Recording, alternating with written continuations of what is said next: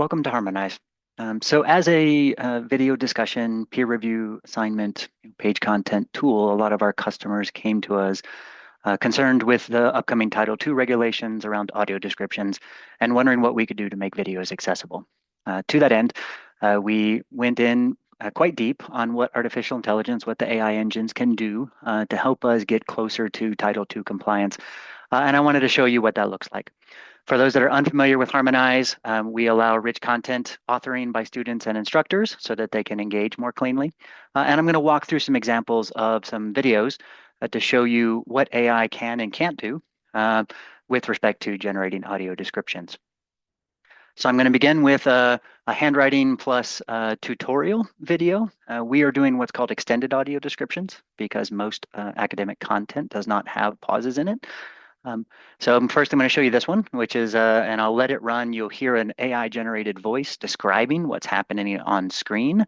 And we haven't edited any of this content. This is just the first pass of what AI has done.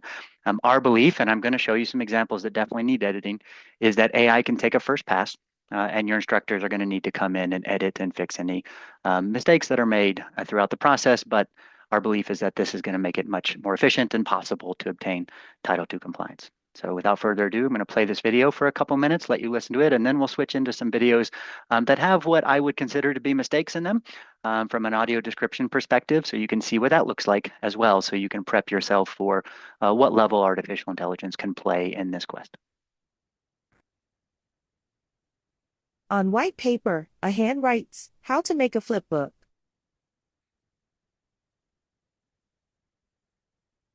Hands flip a tiny booklet, a stick figure waves, then a saucer beams it up.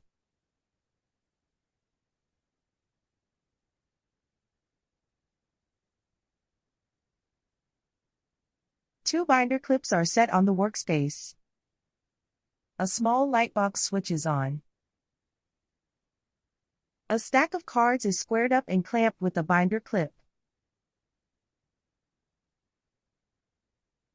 On the top card, a marker draws a stick figure with one arm raised.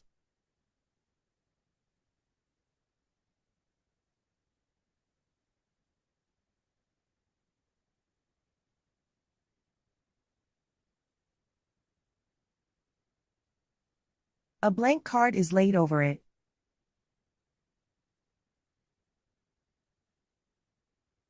Using the lit pad, they line up the last drawing and trace it onto successive cards, moving the arm slightly each time. Okay, I think that's enough to get a feel for what it can do in terms of clumping specific audio description text, lacing that in, and with us pausing the video inside of Harmonize to allow time for the descriptions to happen. Because like I said, most academic content doesn't have enough pauses in it to be able to work with it. The next thing I'm going to show is one that switches between a bunch of real life scenes and describes them and you're going to hear two things. You're going to hear a music track with the original audio spoken, as well as then the pause and the AI voice coming in. In this particular case, I will call out a few things that may not have been perfect in this audio description. I don't know if I would label them as mistakes as yet because it depends on what the instructor is after in this case. A shiny twin bell alarm clock sits on a dresser beside a purple rotary phone and a trophy.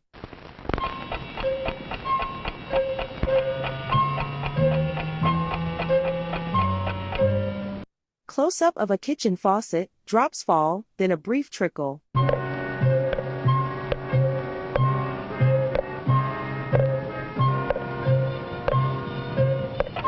A woman lies on a pillow wearing a purple satin sleep mask. So that goes on for quite some time, describing scene over scene. Some things that are interesting there is that AI chose to describe the color of the mask. Was that pertinent to what the instructor was after? Uncertain. So there are nuances there as well in terms of cognitive load. And I want to get into a video here that I took so I can describe my actual intent and also talk about the cognitive load aspect of audio descriptions. So here I'm actually I had walked through into a Quality Matters conference. They had a fantastic scholastic bookstore for purchasing children's books. I took a video of it.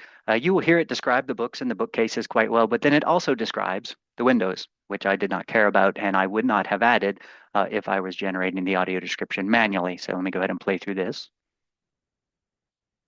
The camera pans right past two gray rolling bookshelves filled with colorful children's books, topped with cartoon cutouts.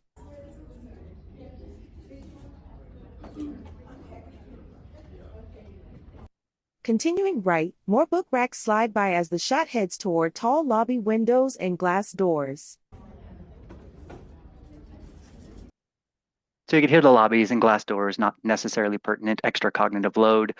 Still an audio description that captures what's there, but does place extra cognitive load on them. In an ideal world, the instructor would come through, delete the little section about windows and carry on. Now we have a case where, the final case where we're talking about handwriting recognition, running lecture slides. The same thing would apply to PowerPoint presentations, which a lot of our content contains.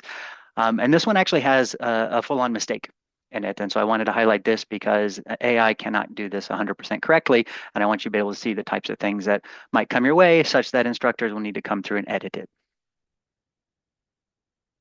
On a digital whiteboard, handwritten text reads, find the integrating factor for t times y prime minus 2 years equals 3e to the power of t. So if you caught that and when it was reading the equation, it labeled one of the y's as years, even though it doesn't mean years, it was actually a math equation. Despite our coaching on the fact that that was a math equation, we have categorizations to be able to classify these videos, et cetera. So that's just some simple examples for you. In most of those cases, the instructor could come in and edit in a minute or two, fix whatever mistakes were there and carry on versus generating it from scratch. So we're rolling this out to our customers in the early springtime. If you are not a customer and you came across this video, you're welcome to give it a try during the spring. We do offer free pilots to be able to test out everything that we do, and that will include the audio descriptions. We are also using AI to generate alt text for images, which is a much less complex task than the audio descriptions. So I'm not going to demo it here because I'm sure you've seen demos of that as we go. So thank you for listening. Feel free to reach out to us if you have any questions, concerns, critiques, etc. Thanks.